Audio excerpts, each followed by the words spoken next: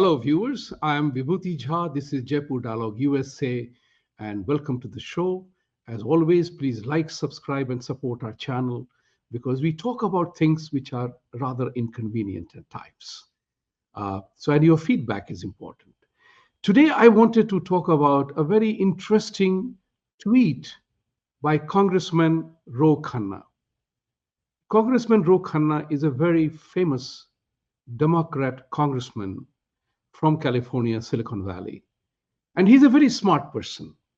He's liked by lots of Indian Americans from that area. And he's a very prominent congressman.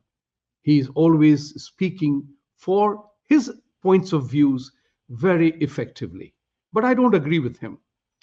Just like him, I also was a Democrat once, became independent, and now I'm a Republican. I look at things from a Republican point of view, my own point of view, which aligns more with the Republican point of view today. So when I saw the tweet of Mr. Ro Khanna, I'm referring to two of them, but the one I'm reading right now is the way for Democrats to rebuild is to talk and engage with people who disagree with us in spaces that may be uncomfortable. A clash of ideas can spark the interest of those in harder to reach information silos, and it shows the kind of strength and independence Americans respect. This is a brilliant tweet. I compliment Ro Khanna for inviting people to talk about, and that's what I'm talking about, his awakening. The other tweet, which I'm not able to quote just now, was his volunteering and participating in Mr. Trump's agenda of Department of Government Efficiency, in which he was very eager to work with Elon Musk and Vivek Ramaswamy. Now, these two things are very important. His volunteering and demanding a conversation. That's what democracy is all about. A debate, discussion, and dialogue to resolve problems. The problem with the Democratic Party has been that they became actually more fascist in their approach than even fascists themselves, perhaps.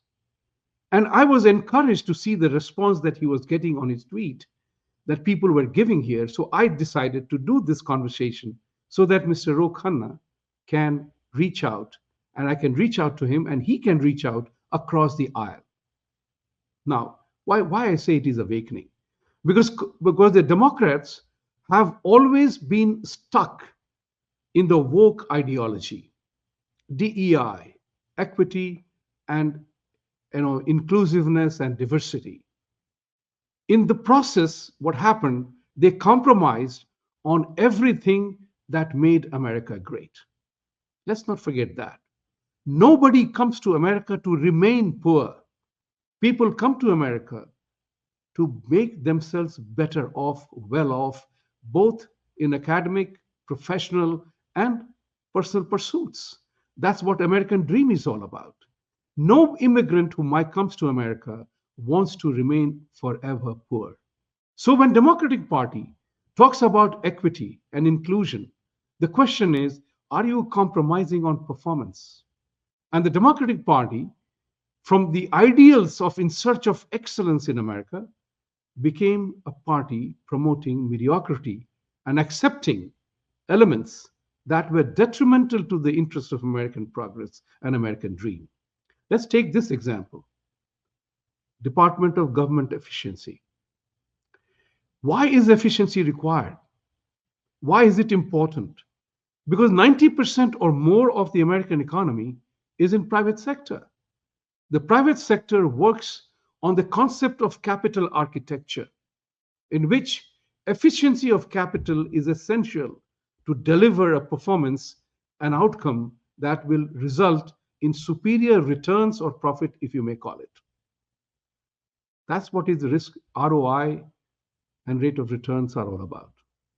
But if you are not focusing on return on investments, then you are creating inefficiency of capital. The other part, which my favorite element is, that we are living in a different era today. Effectiveness is equally important as it is with reference to efficiency. So let's look at this simple example. This is a very important example. This is an instrument, right?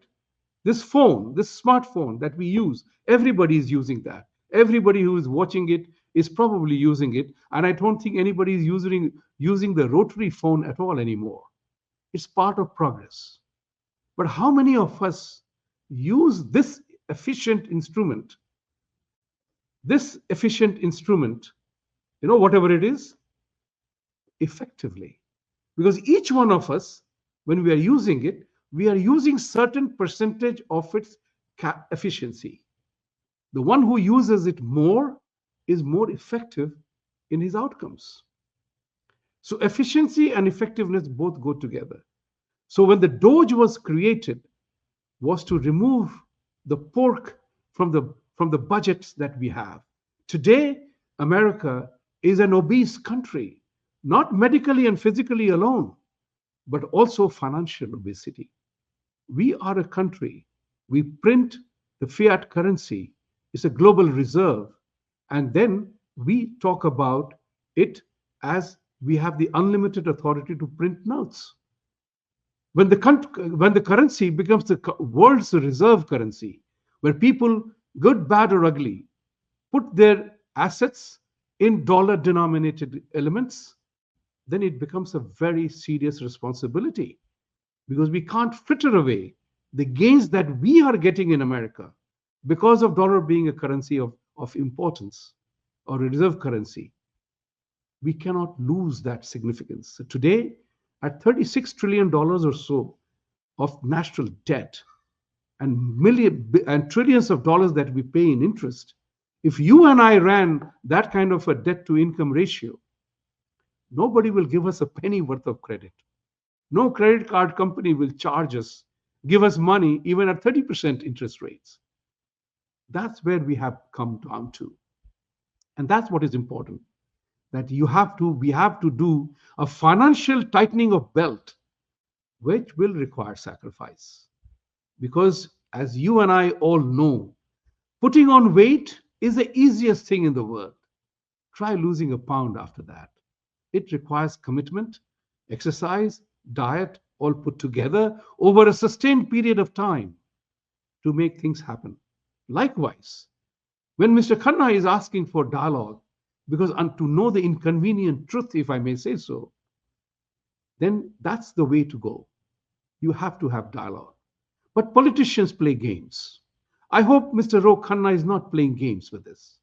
Because I remember there was a time when Mr. Obama won the presidency, and I wrote an article on that if this man, with his Yes We Can message, with his message that we are United States of America, we are not a red, white, and blue, but United States of America. I had written an article then that if this man fulfills even 15 to 20% of the promises he had made in his campaign, he would end up becoming one of the best presidents ever.